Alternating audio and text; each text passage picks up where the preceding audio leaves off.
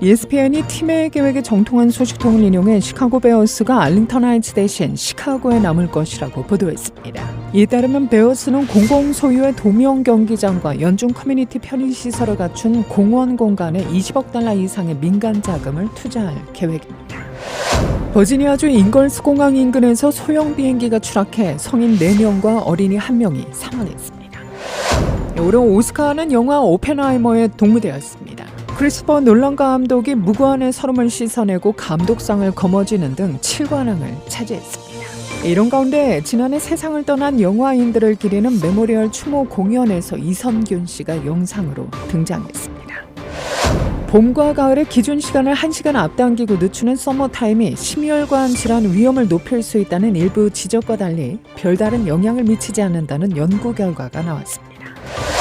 학부생들이 학자 융자금 빚 없이 대학을 다니도록 하는 미국 내 대학들이 하버드와 예일 등 명문 대학들을 중심으로 크게 늘어나고 있습니다.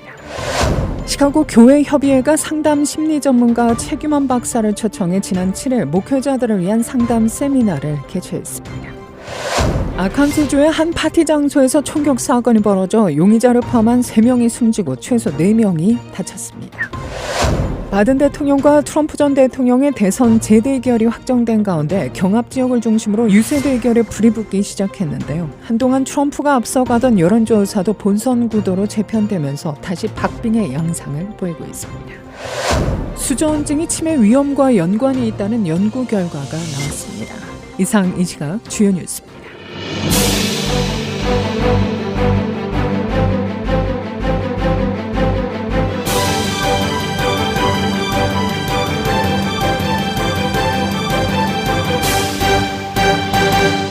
ESPN이 팀의 계획에 정통한 소식통을 인용해 시카고 베어스가 알링턴 하이츠 대신 시카고에 남을 것이라고 보도했는데요. 이에 따르면 베어스는 공공 소유의 도미형 경기장과 연중 커뮤니티 편의시설을 갖춘 공원 공간에 $20억 이상의 민간 자금을 투자할 계획입니다. 한 소식통은 새 경기장은 현재 솔저스필드 부지 바로 남쪽에 위치할 것이며 남쪽 주차장을 유지할 것이라고 확인했는데요. 베어스의 사장 겸 CEO 케빈 워런은 성명에서 시카고 베어스는 시카고시의 모든 가족, 팬, 일반 대중이 즐길 수 있는 경기장을 짓고 열린 공간을 개선하기 위해 $20억 이상을 기부하게 돼 자랑스럽다고 말했습니다. 소식통에 따르면 이 경기장 프로젝트는 솔저스필드와 세계 유명 박물관을 포함한 박물관 캠퍼스에 20% 더 공간을 만들어 베어스 홈 경기 때는 물론 연중 내내 대중이 사용하도록 할 것으로 알려졌는데요.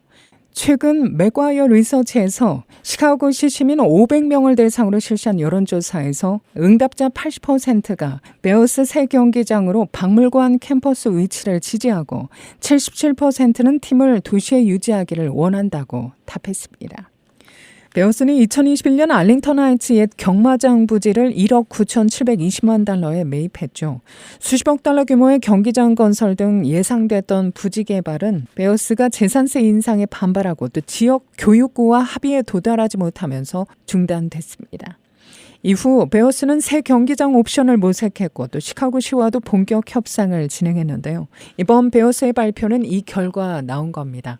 한 소식통은 베어스가 시카고 잔류를 최종 결정하면 알링턴 파크 부지를 매물로 내놓을 가능성이 높다고 ESPN은 말했습니다. 버지니아주 잉걸스 공항 인근에서 소형 비행기가 추락해 성인 4명과 어린이 1명이 사망했습니다. 연방항공청에 따르면 쌍발 엔진을 장착한 IAI 아스트라 1125 항공기는 어제 오후 3시경 베스카우니 공항 근처에 추락했습니다. 사고 당시 개인 제트기로 묘사된 이 비행기는 에어포트 로드의 6200블럭에 있는 숲에 추락했는데요. 당국은 이 추락으로 사고기가 화염에 휩싸였다고 밝힙니다. 연방항공청이 충돌 원인을 조사 중인 가운데 버지니아주 경찰과 핫스프링스 소방구조대가 현장에 파견돼 사고를 수습 중입니다. 추가 세부 정보는 아직 알려지지 않고 있습니다. 고 이선균 씨가 제96회 오스카 시상식 추모 영상에 등장했습니다.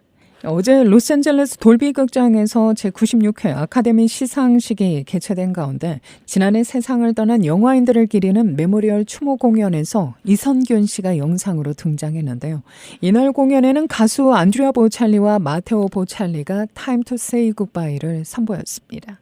추모 영상에는 배우 매튜 페리, 또 마이크 캠본, 제인 버켄, 줄리안 샌즈, 작곡가 류이치 사카모토 등 지난해 세상을 떠난 영화인들의 모습이 이어진 가운데 이 씨의 모습도 등장해 눈길을 끌었는데요.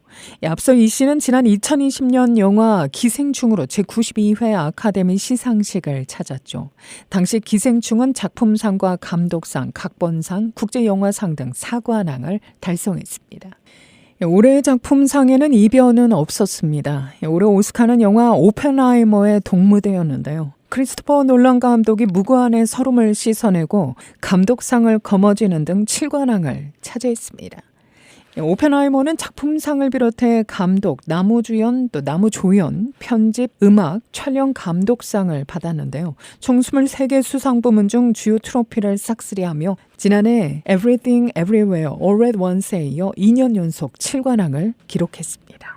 한편 어제 시상식 현장 일대는 가자 전쟁 반대 시위로 혼란에 휩싸이기도 했는데요. 교통정체로 일부 시상식 참가자가 지각하는 일도 벌어졌다고 뉴욕타임스는 전합니다. 팔레스타인을 지지하는 영화인들, 또 전국 인종차별, 정치적 억압 반대연합 등 시위 주최 측은 전쟁에 반대하고 영화계 종사자들이 이스라엘의 잔혹행위, 전쟁 범죄에 반대할 경우 보복을 당한다는 사실을 폭로하기 위해 아카데미 시상식 당일 시위를 기획했다고 밝혔습니다. 로스앤젤레스 경찰은 오전 10시 30분부터 최소 3건의 시위가 벌어졌다고 발표했는데요. 특히 시상식이 열리는 돌비 극장 인근에서 500에서 700명 규모의 대규모 시위가 발생했습니다.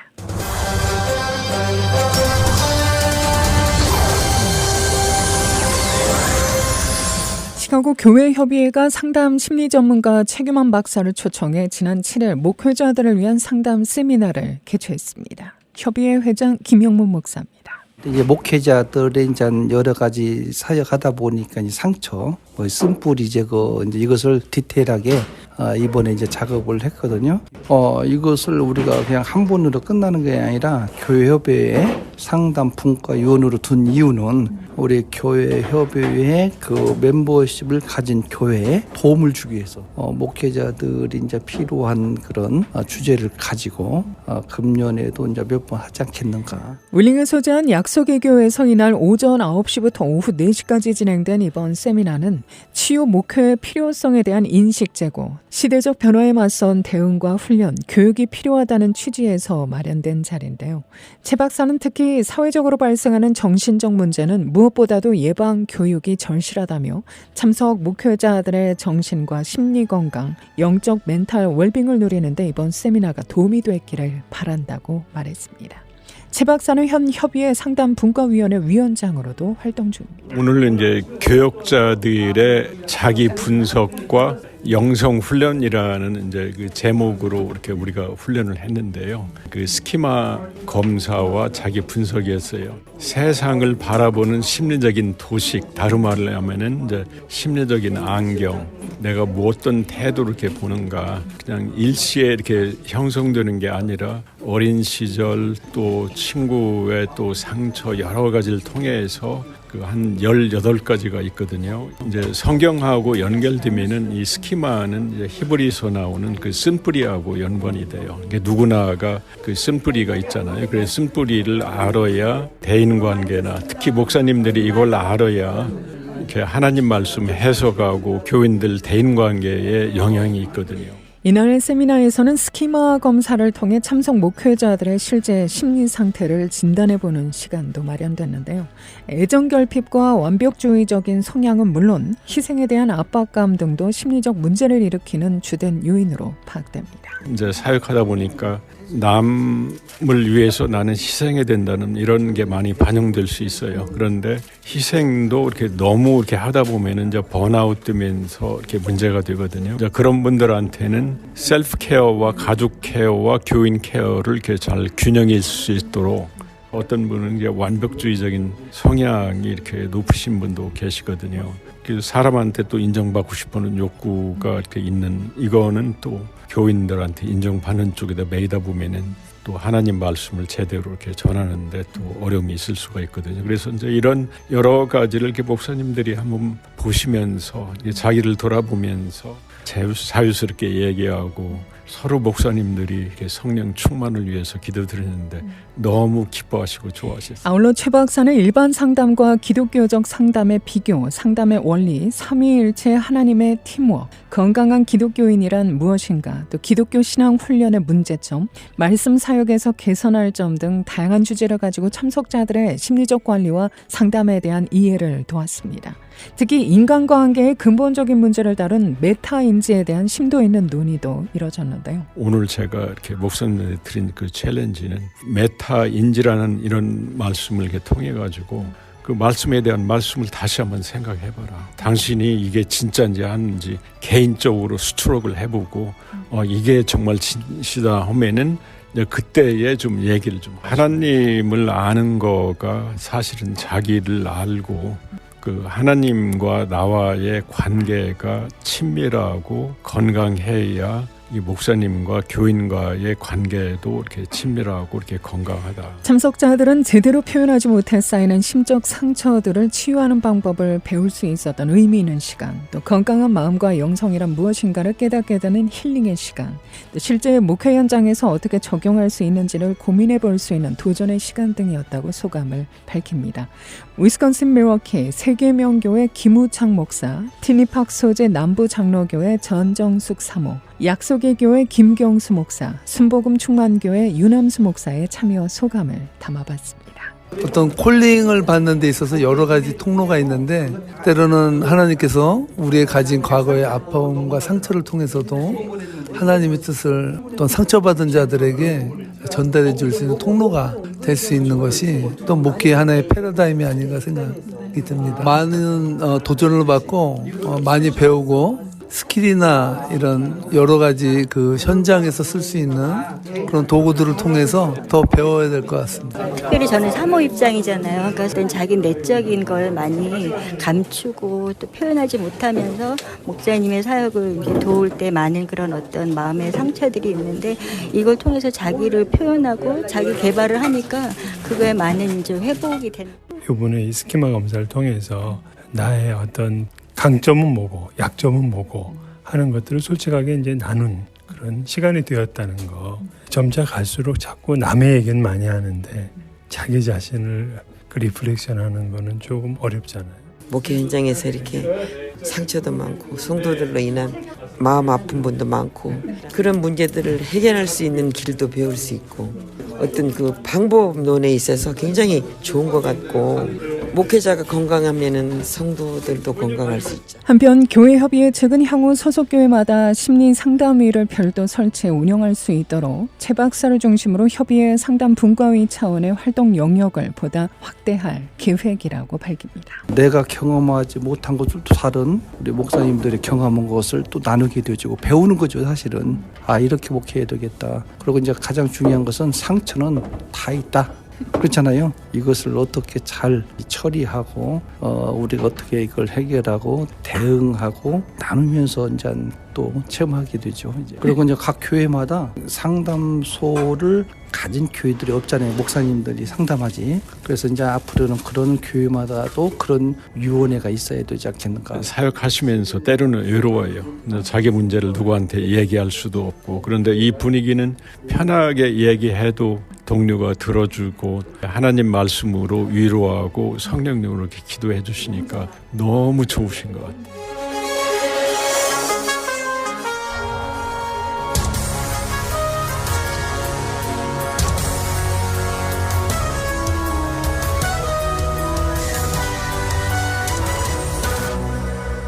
봄과 가을의 기준 시간을 1시간 앞당기고 늦추는 서머타임이 심혈관 질환 위험을 높일 수 있다는 일부 지적과 달리 별다른 영향을 미치지 않는다는 연구 결과가 나왔습니다. 메이오 클리닉 벤저민 세트필드 박사팀은 학술지 메이오 클리닉 혁신 품질과 결과 회보를 통해 성인 3,600여만 명을 대상으로 서머타임이 심장 건강에 미치는 영향을 조사한 결과 영향이 미미한 것으로 나타났다고 밝힙니다. 서머타임은 사회 업무 활동을 낮에 맞추고 인공 조명 사용을 줄여 에너지를 절약하기 위해 봄과 가을에 시계를 1시간 앞당기거나 늦추는 겁니다. 일부에서는 서머타임이 신체 리듬을 깨트려 심혈관 질환 등 위험을 높일 수 있다는 주장이 제기되는 등 논란이 끊이질 않고 있죠.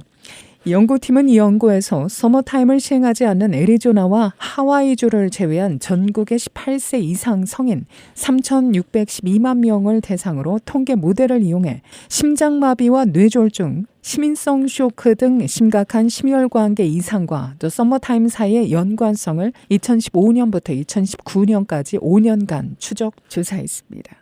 시계가 1시간 앞당겨지거나 늦춰지는 봄과 가을, 이 서머타임 전환 전후 2주간 심혈관계 이상 반응 발생을 조사한 결과 5년간 총 74,722건이 발생한 것으로 나타납니다. 봄철에 서머타임을 시행하는 주에 월요일과 금요일 심혈관계 부작용 발생률은 시행 이전 주에 비해 각각 3%와 4% 증가한 것으로 분석됐는데요. 연구팀은 그러나 이런 심혈관계 부작용 발생률 증가가 서머타임 시행과 크게 관련이 있을 확률은 월요일과 금요일의 경우 6% 미만, 나머지 날의 경우 1% 미만으로 추정된다고 밝힙니다. 이 결과 봄철 서머타임 전환이 그 주 월요일과 금요일에 심혈관계 부작용 발생률 소폭 증가와 관련이 있을 수 있지만 그 연관성이 임상적으로 의미 있는 수준일 확률은 낮으며 가을 서머타임 전환은 심혈관계 질환에 의미 있는 영향을 주지 않는다는 것을 시사한다고 연구팀은 설명했습니다.